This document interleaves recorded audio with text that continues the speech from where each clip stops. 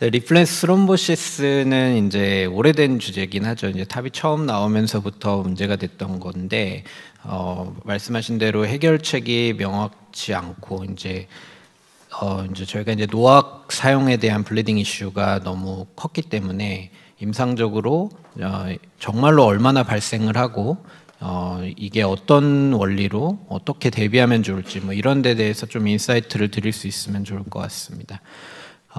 일단은 이제 다들 이제 로우 리스크 환자까지 이제 타비가 시행이 되고 좀 젊은 환자한테 타비가 시행되면서 앞서 연자분들도 말씀을 하셨지만 이 환자들이 20년 가까이 밸브를 가지고 있으면서 이게 디터리오레이션이 되는 것이 이제 큰 이슈로 떠오르고 있습니다.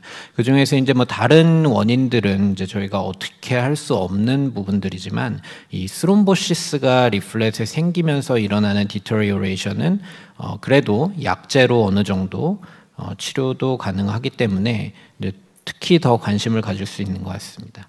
그래서 이제 우리가 얘기하는 이제 리플렉스 스롬보시스는 전통적인 정의로 이제 HALT라고 얘기를 해서 하이퍼 어테뉴에이티드 리플렉스 스롬보시스의 준말이고, 이렇게 CT에서 보면 까맣게 보이는 부분들이 나오게 되죠. 그래서 이게 실제로 뭐 4D CT에서 보면은 잘 안 열리는 이런 할트 부분이 되겠고요.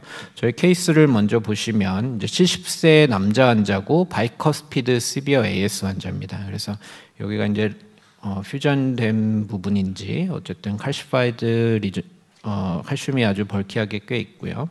그래서 바이커스피드에 벌룬 익스펜더블 밸브를 시행을 했고, 약간 칼슘 있는 부분은 좀 덜 펴진 듯한 것도 좀 보이긴 합니다. 그래서 29mm 밸브를 시행을 했는데요. 이 환자가 포스트 타비에 원데이 때 이제 아울틱 밸브 Vmax가 한 2.8 정도 나왔는데 3개월 정도 후에 보니까 3.6으로 또 진행이 된 것을 볼 수가 있습니다. 그래서 포스트 타비 때 3months CT를 찍어 보니까 이제 요 두 리플렛이 잘 안 열리는 것처럼 보이고, 여기 보이면 리플렛에 할트가 보이고 있죠, 두 군데. 그래서 이 환자를 이제 에독사반 60mg으로 이제 원래는 이제 저희는 클로피도그렐 단독을 모든 환자를 루틴하게 주고 있고요. 거기에 에독사반으로 변경해서 쓰니까 이제 Vmax랑 민 프레셔 그레디언트가 좀 떨어진 것을 1년 후에 확인하였습니다. 그래서 할트의 이제 내추럴 코스를 본다면 이거를 내비뒀을 때 어떻게 될 것이냐 보면 한 60일 정도 후부터는 파이브로시스가 진행을 하고 한 4년 정도 봤을 때는 칼시피케이션이 진행이 된다고 합니다. 그래서 요게 내비두면은 안 될 건데, 요 관련된 저희가 케이스가 있어서 하나 공유를 드리고자 합니다. 이번에는 바이커스피드는 아니고 트리커스피드 시비어 AS 환자였고, 사피엔 3 26mm로 이제 저희 레지멘대로 벌루닝도 제대로 시행을 했었는데, 이 환자가 포스트 타비 후에 이제 Vmax 한 2.1로 유지가 쭉 되다가 롱텀 팔로업을 해보니까 4년 때에도 괜찮았는데 갑자기 5.5년 때 Vmax가 4.0까지 민 프레셔 그레디언트가 42로 올라간 것을 볼 수가 있었습니다. 그래서 이 환자의 CT를 확인을 해봤는데요. 3months 포스트 타비 때 보면 여기 할트 비슷하게 리플렉스 시크닝인지 할트인지가 확인이 되었었는데 5.5년 후에 확인해 보니까 그 부위에 여기 칼시피케이션이 이제 진행된 것을 볼 수가 있습니다. 그래서 이런 경우는 저희도 처음이었었고요. 그래서 이 이제 내추럴 히스토리에 대해서 파트너 3에서 보면은 할트가 30일 그러니까 포스트 타비 이후로 생겼다가 없어지기도 하고 또 없다가 1년 후에 생기기도 하고 뭐 이런 게 보고가 되었는데, 어쨌든 오버롤하게 보면 30일에 한 13% 그리고 1년에 한 28% 정도로 이제 할트가 증가를 하고 서지컬 밸브보다도 더 많이 생기는 것으로 보고가 되고 있습니다. 그래서 아답트 트라이얼에서도 이제 여기는 이제 사피엔 3를 거의 90% 환자에서 사용을 해가지고 봤었는데, 요게 이제 에독사반이랑 이제 답트 그룹으로 나눠서 봤었죠. 여기에서 할트가 한 14.2% 정도 보고가 되었었는데요. 전에 이제 닥터 마카 그룹에서 이제 오버롤하게 봤을 때 사피엔이 거의 한 14%, 사피엔 3 한 16% 정도 3month CT에서 보고된다는 것과 거의 비슷한 정도의 퍼센티지가 사피엔에선 보이고, 에볼루슨 이런 코어 밸브는 한 6% 정도 인시던스가 있다라고 보고가 된 바가 있습니다. 그래서 저희가 이제 이런 3month 때 이제 타비 CT를 모든 환자에 찍어서 이게 어떤 메커니즘으로 생기는지, 뭐 프레딕터는 뭔지, 얼마나 인시던스가 있는지, 밸브마다 다른지 이런 보는 레지스트리를 진행을 했고요. 저희가 이제 3month 타비 CT로 이제 계획한 이유는 이제 이 타비 밸브도 밸브를 이렇게 임플란트 하고 나면은 이제 우리 코로너리 스텐트처럼 이제 스테이블하고 머추어한 티슈가 이게 자라나게 됩니다. 그래서 여기가 덮이는 게 한 90일 정도 된다고 하고, 그래서 이제 저희가 한 300명, 173명의 이제 사피엔 케이스, 그리고 에볼루션 190 케이스 정도 되고, 에이지는 에볼루시 좀 더 고령의 환자에서 사용이 되었습니다. 그래서 저희가 정의한 것은 컨벤셔널하게 그동안 보여주던 할트뿐만 아니라 이제 서브 밸뷸러 하이퍼 어테뉴이티드 시크닝과 그리고 수프라 밸뷸러 하이퍼 어테뉴이티드 시크닝, 그리고 이제 사이너스 오브 발살바 네이처 사이너스 쪽에 밀려버린 그쪽에 이제 스롬보스가 생기는 것까지 조사를 하였고요. 여기서 보면은 이제 이 밸브 타입 간에 이제 할트 발생률이 이렇게 차이가 납니다. 클로피도그렐 단독을 저희가 썼기 때문에 인시던스가 딴 스터디보다 많았다고 생각이 되고, 할트가 사피엔은 33%, 에볼루스는 14.2%로 이렇게 어드저스티드 RR이 한 3.4 정도로 나왔습니다. 또 재밌는 파인딩은 우리가 네이처 밸브가 밀려서 네이처 리플렛이 밀려 있는 이 사이너스 쪽에 생기는 스롬보스가 사피엔은 1.2%인데 에볼루스는 6.9%로 오히려 더 많은 것을 볼 수가 있었습니다. 또한 이제 밸브의 사이즈에 따라서 어떻게 다른가 보았더니 사피엔 밸브의 경우에는 할트가 사이즈가 커지면 커질수록 오히려 증가가 되었고, 이 에볼루스의 경우에는 할트 발생률이 사이즈와는 차이 별로 상관이 없는 듯한 트렌드를 보여주었습니다. 이렇게 정리해 볼 수 있고요. 그렇다면 어떻게 이런 파인딩이 생기는지를 생각해 볼 수 있을까 고민해 보면, 우리가 다들 알다시피 네이처 리플렛이 밀리면서 우리가 여기 밸브가 새로 들어가고, 그래서 2번 공간이 네오사이너스라는 공간이 생기게 되죠. 그래서 네오사이너스에 주로 스롬보스 생기는 걸 할트라고 하는데, 이 네오사이너스가 이제 이 밸브 타입에 따라서 공간 자체가 좀 달라지게 됩니다. 시스톨릭 때 리플렛이 확 열리게 됐을 때 이 이펙티브 오리파이스 에리어 자체가 좀 이 밸브 디자인마다 좀 다르게 되고, 이게 이제 벌룬 익스펜더블 밸브의 경우에 더 공간이 많이 남는 것을 볼 수가 있죠. 덜 열리고, 또한 이제 이 리플렛, 이 이펙티브한 리플렛 자체가 위치하는 부분이 이렇게 마른 목골로 생각해 볼 수가 있는데, 더 이제 실제적인 리플렛의 스커트가 끝난 이 부분이 한 13mm 정도 차이가 나게 됩니다. 그렇다면 이 네오사이너스의 버텀이 이렇게 높은 위치에 있으면 좀 더 워시아웃이 잘 될 수 있고, 이렇게 여기가 좋은 플로우 스태그네이션이 될 수 있는 존이 다를 수 있다. 이게 저희 가설이었고요.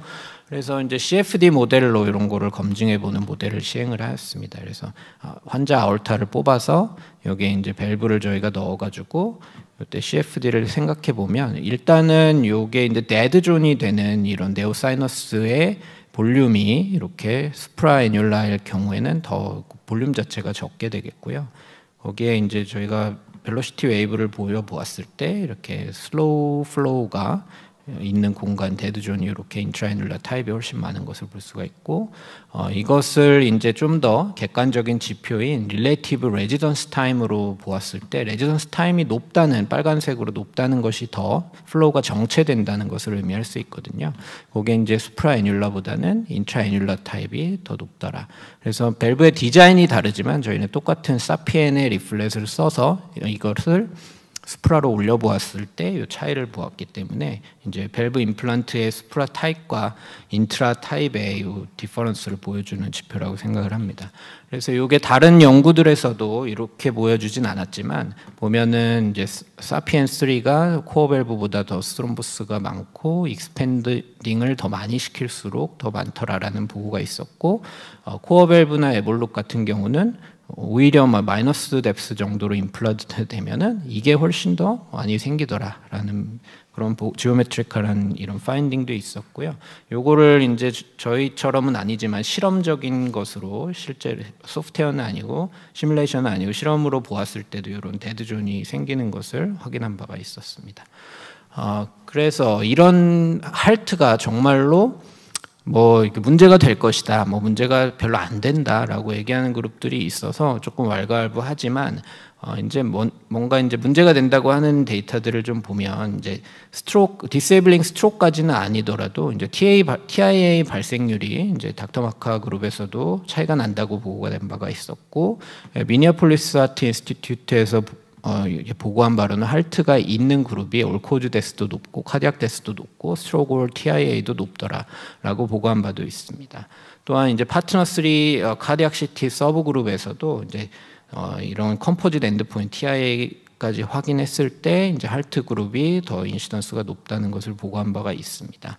또한 이것을 이제 모탈리티뿐만이 아니라 이제 심터마틱한 스트럭처럴 밸브 디터리오레이션에 어떤 영향을 끼치는 것을 보았을 때도 할트가 있으면 더 유의하게 3년 이벤트 레이트가 높은 것을 보여준 바가 있습니다.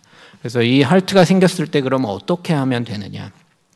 뭐 답트를 써볼 수도 있고 이런 와파린을 쓰거나 노악을 써볼 수도 있지만 어쨌든 답트보다는 이런 와파린이나 이제 노악 같은 안티코아귤레이션을 하는 것이 더 도움이 되는 것으로 보고가 되었고, 그동안 이제 보았을 때는 이제 할트가 생기고 나서 와파린을 쓰는 경우에 거의 한 82% 정도가 레졸루션이 되더라라는 보고가 있었습니다. 그래서 이제 가이드라인에서 업데이트된 게 2021년에 보았을 때 할트가 생기면은 안티코아귤레이션을 쓰는 것이 should be considered 정도로 2A로 권고가 되고 있습니다.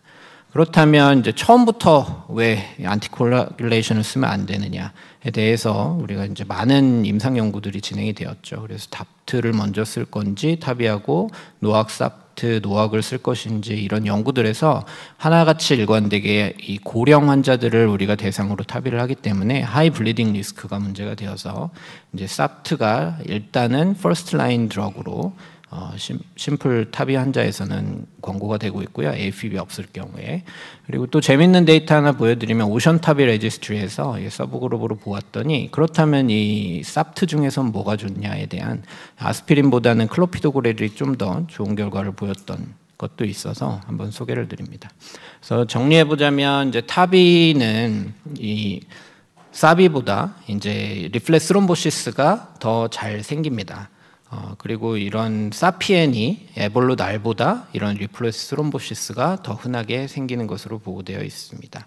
그래서 이런 서브클리니컬 리플렉스 스롬보시스가 있는 환자들이 이제 여러 데이터들에서 약간의 디베이트는 있지만 롱텀 클리니컬 아웃컴도 좀 안 좋게 보이는 것 같고 심터마틱한 밸브 디터리오레이션을 일으키더라라는 보고가 있습니다.